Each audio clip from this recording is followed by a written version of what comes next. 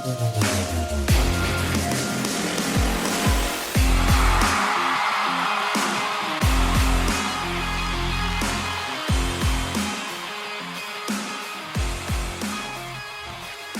I'm watching this game yesterday between the Texans and the Chiefs, and while I'm watching it, I'm doing two things. Number one, the sickest part of it all, is I'm actually rooting for the Kansas City Chiefs, and that really makes me a little bit upset in the stomach. I mean, I'm getting real tired of the Chiefs and their 7 straight AFC Championship appearances now. I mean, come on, leave a little room for the rest of us while you're at it. Not that the Colts are really anywhere close right now, but nonetheless, it does get a little bit tiring. But at the same time, I mean, even though there's kind of, the Texans haven't been a dynasty or anything like that, I guess I am petty in that way. I was very much rooting against the Texans, despite the fact that I think all of America, other than maybe Colts fans, Jaguars fans, and Titans fans, and Chiefs fans, of course, were probably rooting for the Houston Texans. Even with how tired I was or am with the Chiefs and their run right now, I couldn't find it in myself to root for the Texans. That's one thing I was doing. But the other thing I was doing, thing number two that I was doing during that game, I'm thinking about the damn Colts and how well they've played this Texans team the past 2 seasons. A Texans team that ultimately stomped the Chargers in the first round of the wild card and were really able to stick with the Chiefs there, even if there was no moment where it really felt like they were going to take that thing and win it.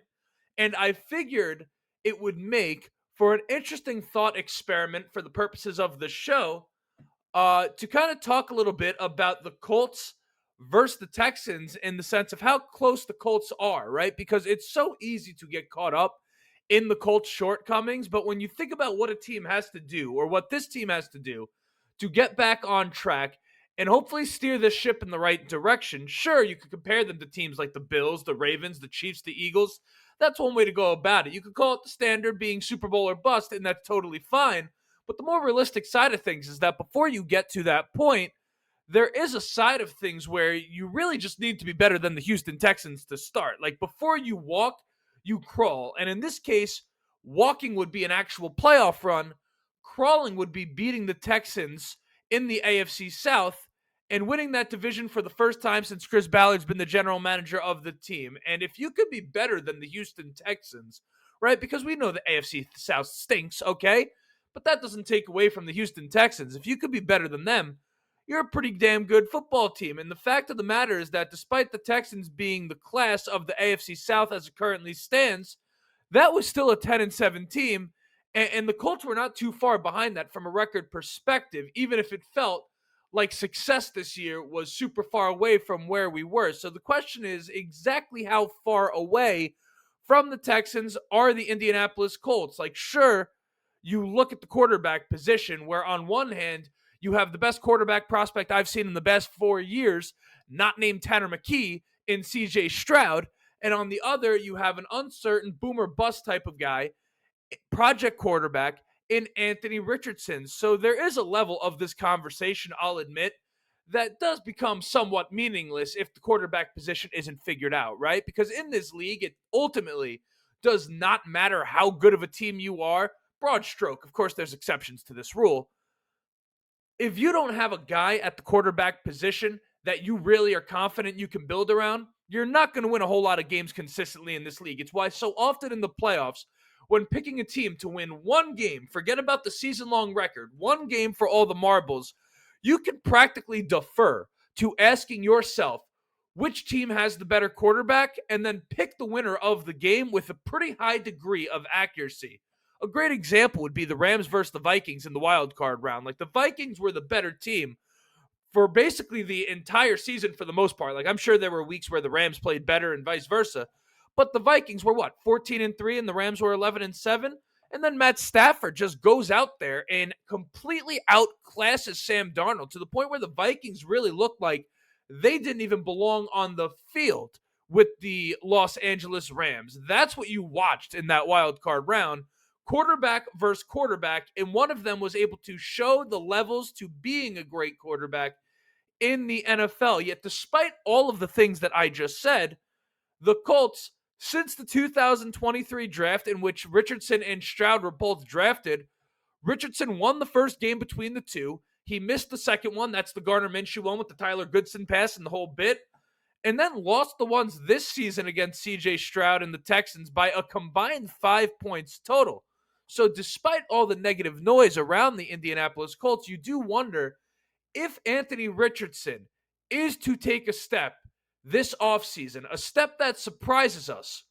Are the Colts closer than we think to being able to win this division? Again, we know the division stinks, okay? But the rules are the rules. If the Colts win the AFC South, they host the playoff game at Lucas Oil Stadium. And all this talk about culture, here's a question I've been pondering, which I suppose is somewhat unrelated to the topic, but kind of all the same, right? We're talking about the Colts winning football games here, or at least the hope that they do. Does a good culture result in wins, or do wins result in a good culture? Do wins create a good culture as opposed to the other way around? Like, yes, I'm sure both of those things contribute to one another. But if you had to pick one, just one of those things, if you were to turn it into a chicken or the egg type situation, which one comes first? Which one is it? Because the saying winning cures all is a very real thing in the world of sports. Like Washington, for example. Did they actually come in there and change the culture in that locker room, in that building? Or did they just get a quarterback that gave them a really good chance to win games, which in turn resulted in a belief that they had in themselves that they did not previously had? So again, bringing in Jaden Daniels actually changed the culture as opposed to the culture changing the Washington Commanders. Do you get what I'm asking with that one? And I'm not trying to answer that question, by the way. I'm simply asking it just kind of so you have something to think about. Because if you conclude that winning is the catalyst between these two things, if you're saying between the chicken and the egg, the whichever one you think is first, say if you think winning comes before the culture in the sense that winning cultivates the culture, then the conversation about the Colts turning things around does become a little bit less daunting from a fan's perspective. Now, all of that being said, back to the topic at hand, there are a few things that the Texans have that the Colts do not have outside of the quarterback position, but you may be surprised to find out that it's really not that many things. In fact, you can argue it just comes down to really a couple of players, but the players that we're going to be talking about make a huge, huge difference as compared to the guys that the Colts have at those respective positions. So we're going to talk about it, but before we do, you know what it is.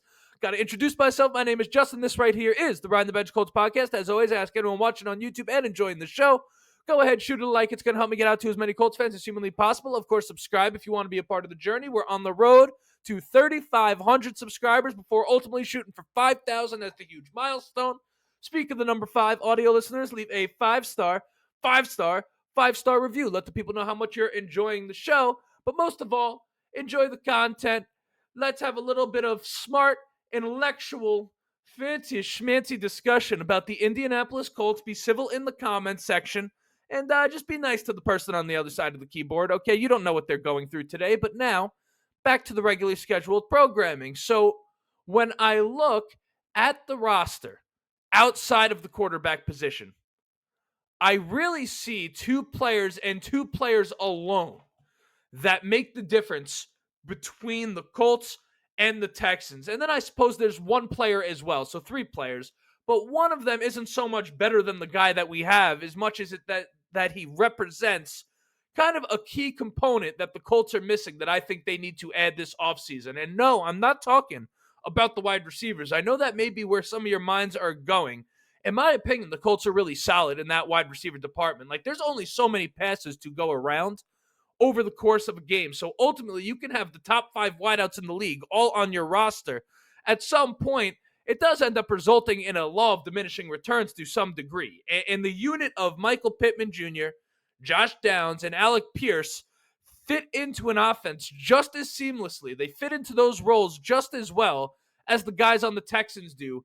Even if you were to look at a Nico Collins, a Tank Dell, and a Stephon Diggs and say talent for talent, that's a better crew. Ultimately, I think when you talk about functionally in a football game, I'm not exactly sure that the Texans wide receiver room brings that much more than the Colts room. Like, I don't view that as a glaring difference at all, right? Because you look at the guys on the Colts that I'm talking about, all of those dudes can make plays. In fact, let me just up the ante for just a moment before I get into the players that I'm talking about.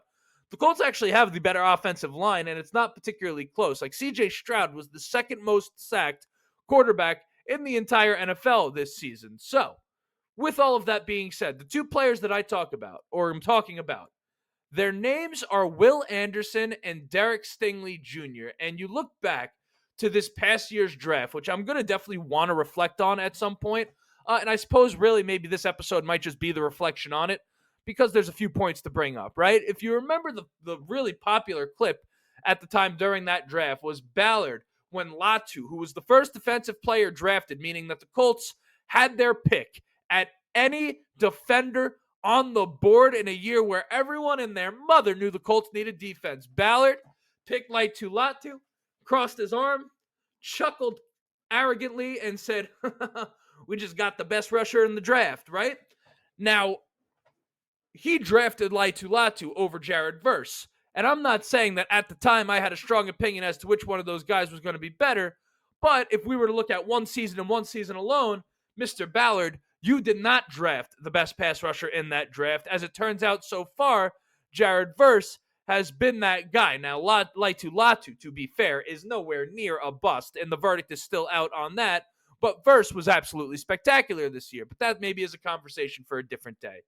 But the reason I bring that up is because despite having a ton of talent on the defensive line, the one thing that the Colts don't have that the Texans do have is an every down game breaker at that position. Like last year, the Colts, this was in the, and I say last year, I'm not talking, I know this year is kind of last year because our season is over, but I'm talking about like real last year, Gardner Minshew year. The Colts had the fourth most sacks in the NFL, but there's a difference between being able to get a pass rush as a unit and having one guy, a la like a Max Crosby, a Von Miller, a Khalil Mack, right? A Will Anderson, a Danielle Hunter, who, by the way, let's not rewrite the story. The Colts offered him more money. Okay, that wasn't Ballard cheaping out. Now, this is a digression.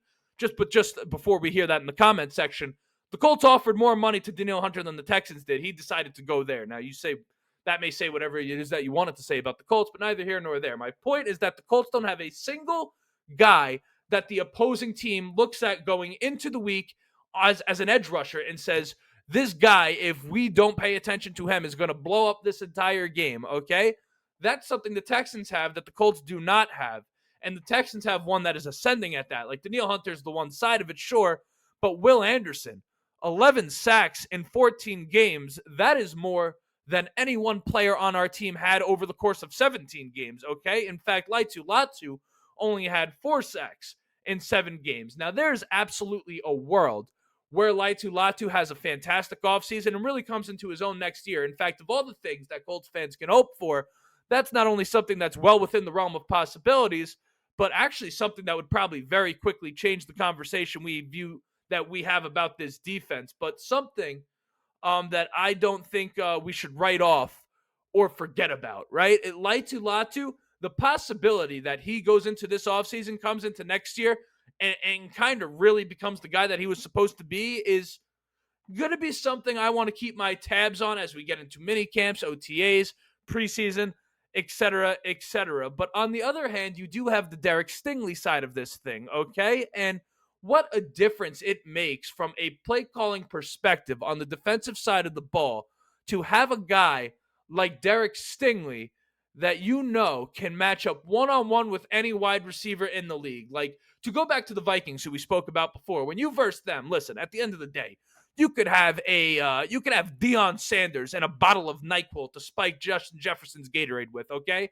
He's still going to make an impact on that game. But when you go into a game, it's much easier to say, hey, Stingley's got him handled out there and have a realistic chance to hold him under 100 yards with just one guy versus having to literally dedicate 2 defenders to Justin Jefferson the entire game and hoping you could hold him under 150, and in the Colts case, still not getting the job done on that front, okay? It just kind of changes the math a little bit in terms of how many defenders you have at your disposal, which in turn allows you to take more chances at the defense and to give the offense some more different looks. Sure, the Colts have a Kenny Moore at corner, but it is a little bit different than having a true lockdown outside corner. It's not to say that Kenny Moore is an elite in his role, okay? But No one is accusing Kenny Moore of being a Darrelle Revis, a Jalen Ramsey, those types of guys. Not saying that it's easy to find that type of player, but the point I'm trying to make is that if you were to take Kenny Moore, remove him from the slot, and put him only on the outside, we would not speak about Kenny Moore the same way that we do now. But you do wonder which of these things is more important, the pass rusher or the corner. Like, don't forget, which I'm sure many of you have not, by the way, because this guy that I'm about to mention was a fan favorite for the 15th overall pick for the Indianapolis Colts. They had a shot at drafting Quinyon Mitchell, who ultimately ended up going to the Eagles and having a phenomenal rookie season. Like, he was essentially an immediate shutdown corner in this league. And immediate would mean that in his first season, it happened. Okay, sure, if you look at the first month of the season, Quinyon Mitchell had some quick growing pains, but ultimately, teams learned very, very quick to avoid him, or at least they should have learned to avoid him. They started to learn that lesson more and more as the season went on, and you look at that and say, okay, let's pretend even for a moment that Alaitu Latu got 8, 9, 10, 11 sacks on the season, or simply just had more QB pressures, right? Like, that's an underrating passing stat in of itself. It's not going to show up on your main stat sheet kind of in the graphics that they show at the start of the game, but it's not always about getting home as a pass rusher. Sometimes it's just about applying the pressure and taking the quarterback off schedule, okay? Laitu Latu had 23 pressures this year. Jared Verse had 33. Just for your information, not that that's Will Anderson, but Will Anderson had 29 in 14 games, which if you were to take that pace and put it over 17 games, that's 34, which would have put him amongst the elite of the elite in this league, as he really was in the QB pressure stat in his rookie year. So would you rather have that, or would you rather have the shutdown corner? Either way, the Texans have two, both of which are very, very young. They have the pass rusher and they have the corner, both of which presumably are going to be cornerstones of that franchise for years and years to come. The Colts currently, as it stands, have neither. Laitu Latu, we have, I think, at least fair reason, because I don't think he was terrible this year. Like, I think there was moments in games where Latu, you looked at him as a pass rusher and said, wow, he's really making a difference, but it was kind of sporadic. But the Colts have none. Latu may be able to come one half of that, but they don't have a corner that has the upside of a Derek Stingley. As much as I love a Jalen Jones, stop it, okay? He's never going to be Darrelle Revis. He's never going to be a lockdown corner in this league. He could be a very, very good starter, in my opinion, but lockdown? No, I'm not going to accuse him of having that type of upside, but my reason for bringing this up is to bring something simple to light. From a roster standpoint, the Colts are closer than they may seem to the Houston Texans. The problem, though, the caveat to that, is that the places they are behind the Texans, and significantly so, are at quarterback, cornerback, and edge rusher, none of which grow on trees. At least two of those three, the Colts have, or are us as fans, let's say, or all of us, right? The Colts organization, fans, etc. Anyone who the hell you want to put in the discussion, at least we have a fair chance to believe they might take a leap going into next season. Now, if I'm the Colts going into this offseason on the defensive side of the ball, I say this. You look at the defensive line right now, of all the problems that we have, you can't look at that one and say that has to be addressed heavily. I say you keep the defensive line exactly the same, and you go in heavy on that secondary. And if you do that and couple it with the defensive coordinator change, who knows? The conversations we have about the Colts defense this time next year may actually be quite a bit different than the ones that we're having right now. And the way we talk about the Colts and how they stack up against the Texans may also be very different. Or it might not, and we might just be sitting here miserable again. I have really no clue, but I can't help but bring these things up. Now, I also mentioned that there is one other thing, or one other player that the Texans have that isn't something that technically the Colts don't have, but again, highlights the need to add something. And I'm talking about Joe Mixon, because when you pair Joe Mixon's skill set versus Jonathan Taylor's skill set, the one thing you're going to notice, even if you look at JT and say this is the better running back, right? If that's your opinion, which is a fair one to come to, of course. Joe Mixon brings an element to the offense that Jonathan Taylor not only does not, but has proven to be somewhat of a liability in. And Jonathan Taylor, as much as I love him right now, with the way the Colts run the offense, and dare I say the way most modern NFL offenses would run, can't be your absolute 25 to 30 touch bell cow back that you have in on all three downs, and you actually expect to win games consistently against the best of the best. Like, I think the Colts right now need to bring in someone, and it doesn't even have to be a game breaker, right? Like, it just has to be someone that you could trust in those spots. Like, literally something as simple as a Samaje Perine or a, do I have another name in mind? Not off the top of my head. I'd have to look into it. But a Samaje Perine. My point, the reason Samaje Perine came to my head is because he's not even a great running back, okay? But what he can do is he could come in on third down sets. He can pass block. He can catch the ball. He could catch the ball. Should I say that again? Okay. And you could ultimately trust that he's going to go out there and be productive in that role, as opposed to a Jonathan Taylor that is not. I think something very, very simple like that, even if it's a guy that's not all that serious, just someone that is not a Tyler Goodson, that's a little more proven, or just has a little more upside, a la the draft or something like that. I think that can add a lot to this offense if you find the right guy to be a change of pace, third down type of back. It's not to say that Trey Sermon and Tyler Goodson bring nothing to the table whatsoever, but neither of them bring something to this offense that you say, hey, this is another weapon that we could really consider a pivotal piece of this offense. I mean, did you see the way Jahmyr Gibbs was playing out there for the Detroit Lions, despite the fact that they just lost the game? I mean, absolutely spectacular. A guy on Washington, Jeremy McNichols. That's not a big-time player, but man, that's a guy that you can trust to come in on passing sets and really make a difference. The Colts need kind of a lightning to the thunder, or a Knuckles to the Sonic. That is Jonathan Taylor, right? One of the things that the Colts need this offseason. But those are just some of the things I think of as a comparison to the Houston Texans. Like, yes, there's the coaching side of things. That probably calls for a broader discussion because the Colts and the Texans took two very different approaches, right? The Texans kind of went former player, defensive-minded head coach. The Colts, or at least former NFL player, right? Former high-level NFL player.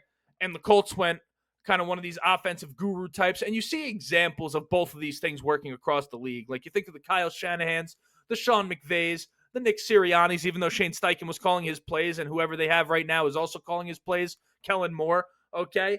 But you think you have the offensive-minded head coaches in the league, and then you kind of have more of the players' coaches that have good coordinators around them.